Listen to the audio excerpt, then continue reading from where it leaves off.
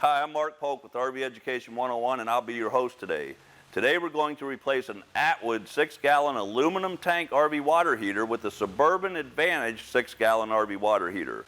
The Suburban Advantage water heater comes with a residential style porcelain-lined steel tank and anode rod, both of which protect against tank corrosion and extend the life of the water heater. Let's start removing the old aluminum tank water heater right now. Step 1. Turn the LP gas supply off at the cylinders or tank. Step 2. Turn any water supply going to the RV off and make sure the Dometic water heater is in the bypass mode. Step 3. Using a pair of pliers, loosen and remove the water lines from the brass or plastic inlet and outlet fittings on the back of the water heater tank.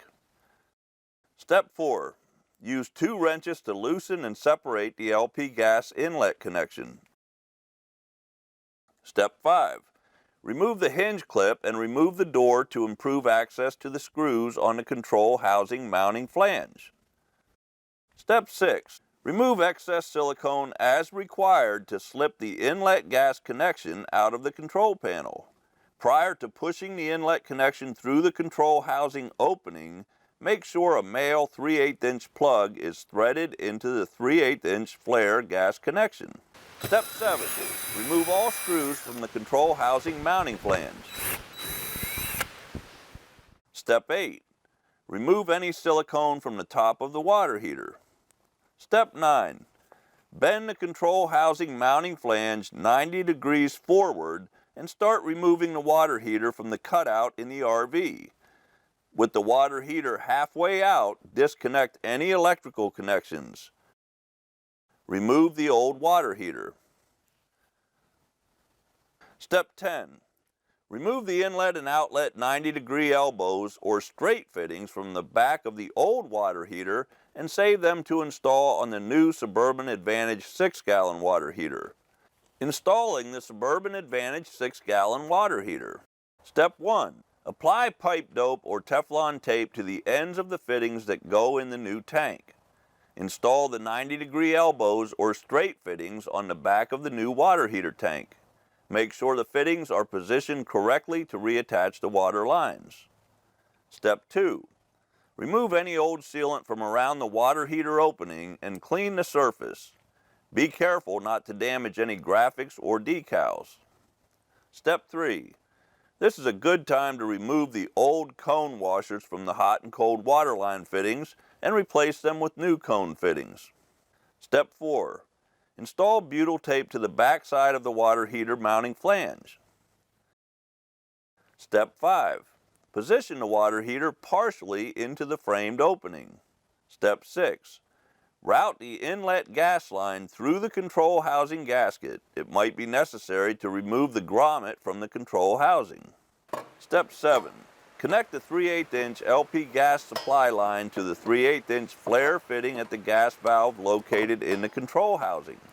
When making the gas connection, hold the gas fitting on the valve with the wrench while tightening the flare nut. After making the gas connection at the valve, reinstall the grommet. Step 8. Bend the control housing flanges 90 degrees and press firmly against the side of the RV. Step 9. While pushing the unit against the butyl tape, secure the 4 corner brackets to the RV using number 8 screws or equivalent.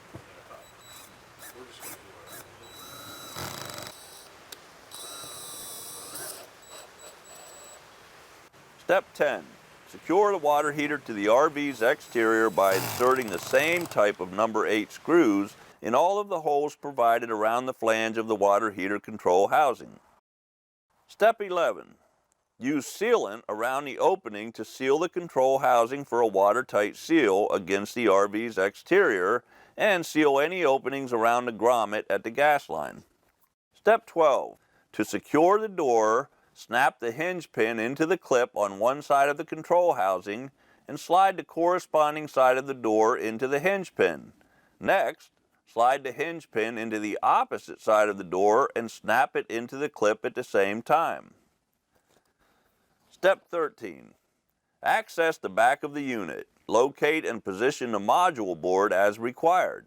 The module board must be mounted so it is accessible for service, yet out of the way of children. It should be located in an area where it will not be subjected to moisture, cleaning chemicals, and flammable vapors and liquids. The module board can be mounted using the adhesive backing or with two number 6 by 5/8 inch screws or other suitable hardware. Step 14. Make the 12-volt DC electrical connections following the applicable model wiring diagrams in the instruction manual. Step 15. Make the water connections at the back of the unit, connecting the hot and cold water lines. Step 16. Fill the water tank with water. Open both hot and cold water faucets to expel air from the tank. When the tank is full and water flows from the faucets, close both faucets and check all connections for leaks. Step 17. Turn the LP gas supply on and check all fittings and connections for leaks using an approved soap and water solution. Correct even the slightest leak immediately. When the job's over, you have the advantage of a residential-style porcelain-lined steel tank that extends the life of the water heater and comes with the industry-best warranty to back the product. You also get a water heater with a higher recovery rate, reducing the amount of time required to continue the supply of water at the desired temperature. For more information, take a minute to visit the website on the screen.